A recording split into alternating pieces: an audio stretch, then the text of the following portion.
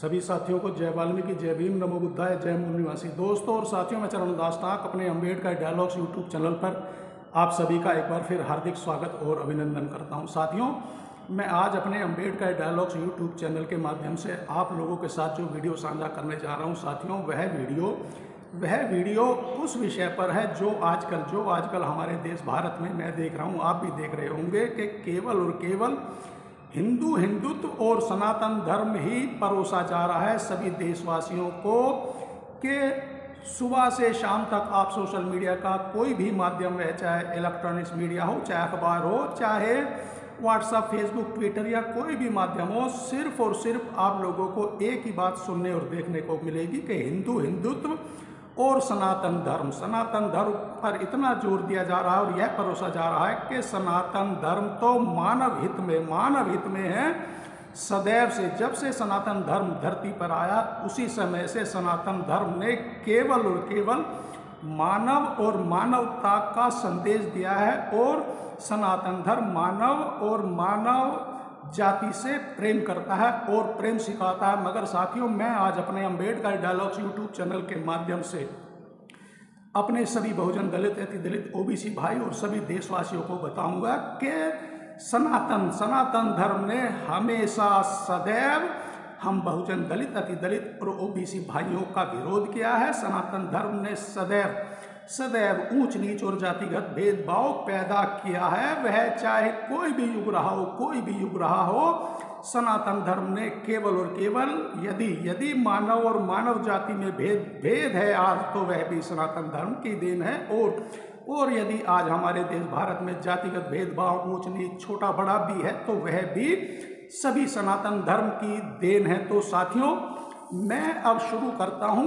साथियों, मेरा आज का जो वीडियो का जो टॉपिक और मेरा जो इसका विषय है वह है सनातन भेदभाव सिखाता है। जी हाँ साथियों, सनातन भेदभाव सिखाता है। साथियों, मैं आज सबसे पहले अपने इस छोटे से वीडियो में एक दलित महर्षि शंभूक ऋषि का वर्णन आप लोगों के सामने रखता हूं।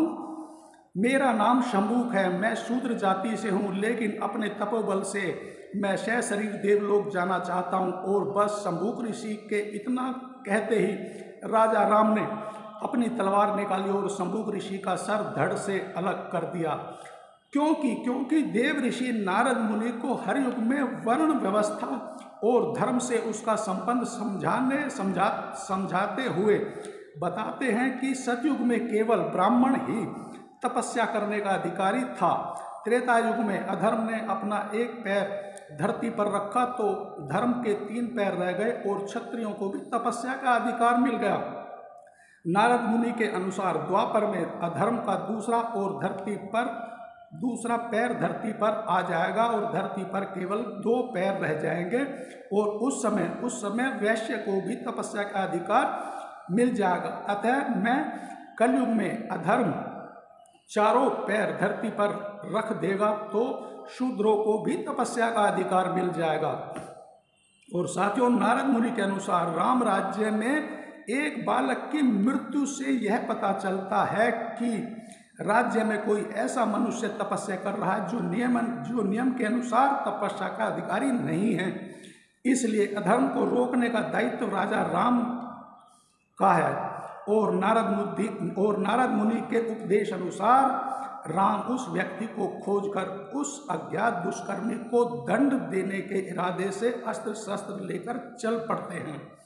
और आखिर में वह दक्षिण में शैवल पर्वत पर सरोवर के पास सर नीचे लटकाए तापस मिल जाता है। तो राम ने उस तापस का नाम, जाति और तपस्या का कारण पूछा।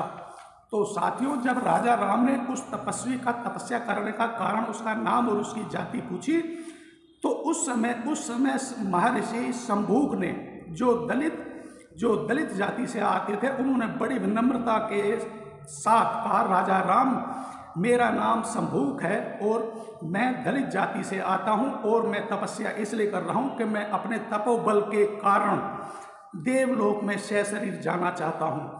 बस इतना भर था कि राजा राम को इतना क्रोध आया कि राजा राम ने अपनी तलवार म्यान से निकाली और शंभूक ऋषि का धड़ सर से अलग कर दिया। साथियों, जब राजा राम ने अपनी तलवार से शंभूक ऋषि का सर धड़ से अलग कर दिया तो आकाश लोक से देवताओं सभी देवताओं ने फूलों की वर्षा की और स्वयं राजा राम के सम्मुख प्रकट हुए और शंभूक ऋषि की हत्या से राजा राम को कहा कि हे राम, तुमने आज धरती से एक अधर्म का नाश कर दिया है। यदि आप कोई इच्छा वरदान चाहते हैं, मांगना चाहते हैं, तो आपको सहर्ष दे दिया जाएगा। तो उस समय राजा राम ने देवलोक से प्रकट हुए सभी देवताओं से एक प्रार्थना की कि मैं उस बालक को पुनः जीवित करना मांगता हूं, जिस बालक की एक अधर्म ऋषि के मेरे राज्य में तपस्या करने के कारण उसकी मृत्यु हो गई थी। और साथियों, देवलोक से सभी देवताओं ने राजा राम की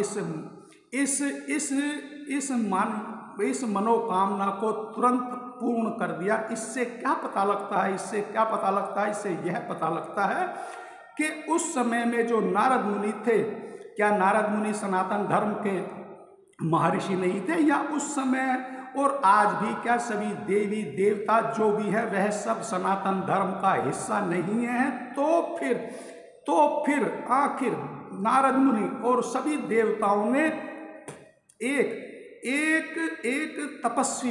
तपस्वी जिनका नाम शंभूक था, जो दलित जाति से थे, वह सिर्फ तपस्या इसलिए कर रहे थे कि वह अपने सह शरीर देवलोक जाना चाहते थे। मगर साथियों, जहां तक मैं देखता हूं कि और सोचता हूं कि क्या उस समय से आज तक धरती पृथ्वी पर तो केवल हम बहुजन दलित अति दलितों का और शूद्रों का और ओबीसी भाइयों का अधिकार है नहीं, तो क्या देवलोक या इन सनातनी धर्म के धर्म गुरुओं ने जो स्वर्ग नरक बना रखे हैं, क्या वहां भी हम दलित अति दलित बहुजन और ओबीसी भाइयों के लिए कोई व्यवस्था या कोई स्थान नहीं है?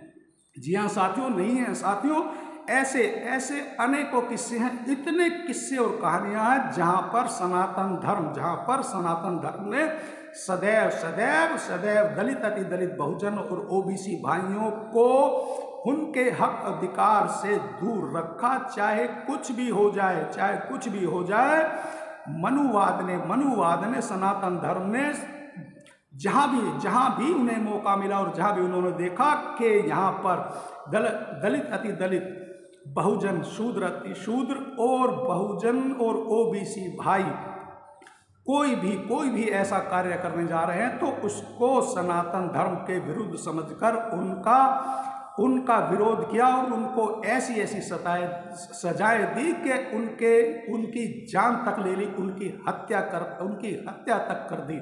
साथियों, यह चलिए अब उसका भी जिक्र कर लेते हैं। क्या महाभारत में कर्ण को शूद्र होने के नाते उस द्रौपदी के विवाह में मछली की आंख का भेदन करने से क्यों रोक दिया था गुरु द्रोणाचार्य ने? क्योंकि गुरु द्रोणाचार्य सनातन धर्म के उपदेशक थे।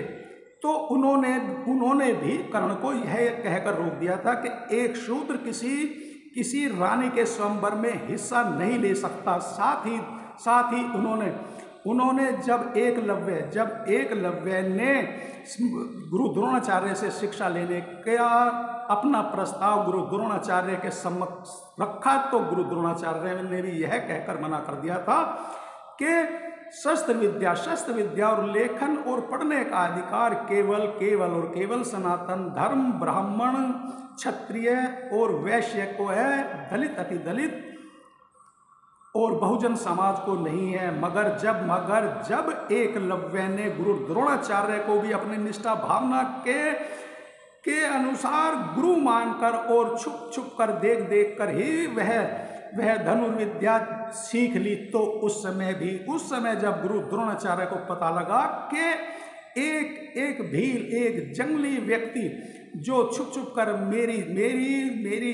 मेरी धनुष विद्या को देख कर एक ऐसा धनुर्धर हो गया है जो गुरु द्रोणाचार्य के अति प्रिय शिष्य अर्जुन को भी मात दे सकता है, अर्जुन के भी छक्के छुड़ा सकता है। तो गुरु द्रोणाचार्य ने वो गुरु दक्षिणा के जाल में एकलव्य को फंसाकर उस एकलव्य का अंगूठा ही गुरु दक्षिणा में मांग लिया, ताकि एकलव्य कभी भी धनुर्विद्या का इस्तेमाल ना कर सके। तो साथियों, अब आप लोग ही बताइए कि क्या सनातन धर्म ने आखिर कब और किस समय में मानव जाति से प्रेम सिखाया है, और कौन से युग में ऊंच नीच का भेदभाव नहीं सिखाया, नहीं बताया, या हम मानव और मनुष्य में नहीं घोला है। सनातन धर्म ने सदैव, यदि आप लोग सनातनी धर्म के धर्मगुरु कहते हैं कि सर्वप्रथम सनातन धर्म ही था देश में और धरती पे, और सनातन धर्म ने हमेशा मानव को प्रेम और प्यार का उपदेश दिया है, मानव से प्यार सिखाया है, तो फिर यह सारी घटनाएं कौन से काल में हुई थी? क्या यह सारी घटनाएं सनातन धर्म से पहले हुई थी, या फिर सनातन धर्म इन घटनाओं के बाद आया है? तो साथियों, मैं आपसे एक प्रार्थना और एक अपील करूंगा कि आप लोग मेरे इस वीडियो को अपने सभी इष्ट मित्रों और सभी बहुजन दलित, अति दलित और ओबीसी भाइयों के ज़्यादा से ज़्यादा साझा और शेयर करें, ताकि इन धर्म गुरुओं को पता चल सके कि यदि आप लोग यह बात कहते हैं कि सर्वप्रथम सनातन धर्म में ही था, तो सर्वप्रथम से ही सनातन धर्म ने हम बहुजन दलित, अति दलित और ओबीसी भाइयों का विरोध किया है, और किसी भी हद तक वह, चाहे हम बहुजन दलित, अति दलित और ओबीसी भाइयों को दंडित करने से भी कहीं बाज नहीं आए और कहीं भी नहीं चूके। और साथियों, आप लोग इस वीडियो को ज़्यादा से ज़्यादा शेयर करें और मेरे अम्बेडकर डायलॉग्स यूट्यूब चैनल को भी सब्सक्राइब करें, लाइक करें और कमेंट्स तो जरूर किया करें। और एक बार फिर सभी साथियों को जय वाल्मीकि, जय भीम, नमो बुद्धाय, जय मूल निवासी।